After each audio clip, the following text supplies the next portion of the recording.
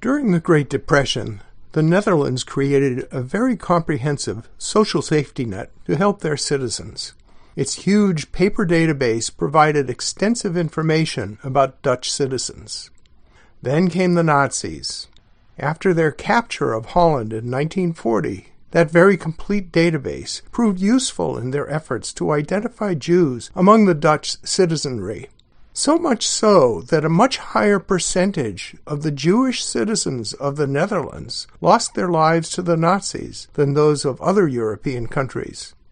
Christopher Allen told this disturbing story in his talk, How to Avoid Another Identity Tragedy with SSI, to an online gathering of SSI members in March 2020.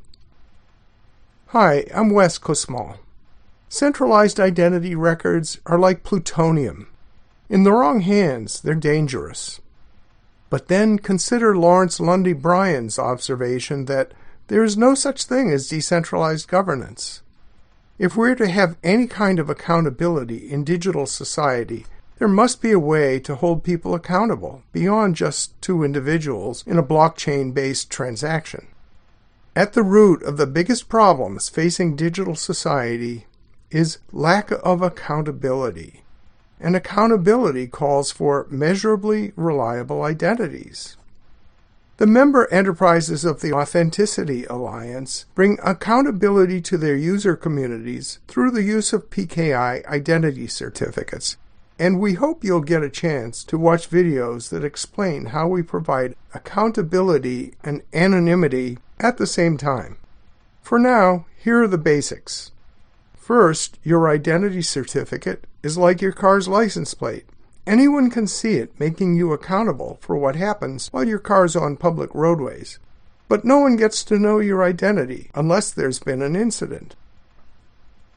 Similarly, there is no identifying information in your utility identity certificates, the credentials that you actually use for authentication, digital signatures, or management of encryption keys. But, you say, there must be a central database, such as a certification authority, that maps those identity certificates to some kind of information that points to the person identified by the certificate. True, and our certification authority takes the form of an online municipality called the City of Osmio. Its server is in Geneva, taking advantage of Switzerland's very effective privacy laws. A special protocol called the Internet of People Protocol, IOPP, means that even though Osmio operates the Certification Authority database, it has no access to information that identifies you.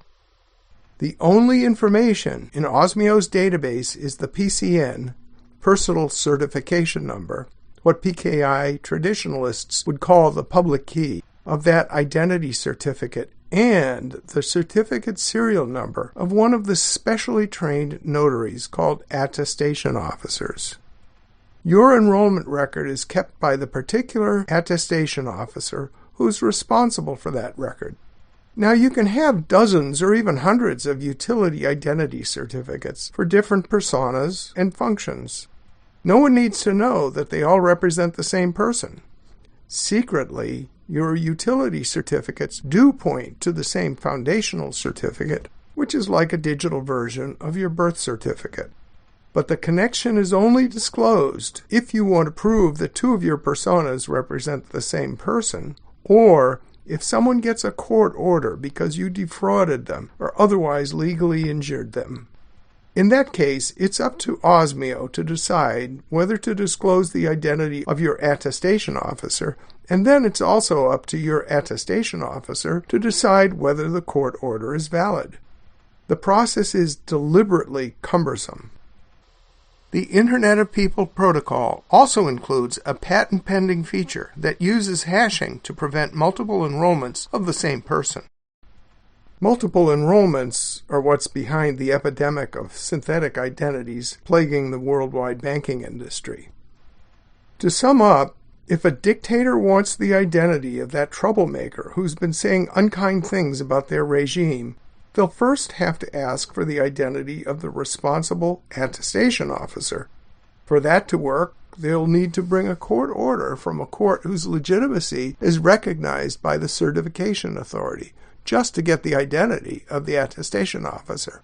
Then it's up to the attestation officer to make their own decision about the legitimacy of the court order, for a fee, of course. The license plate credential and the IOP protocol are your assurance that some would-be Nazi can't cause a repeat of what happened in the Netherlands.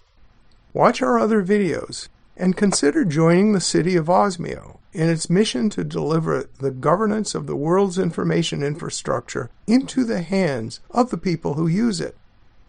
There's much more to Osmio than its certification authority.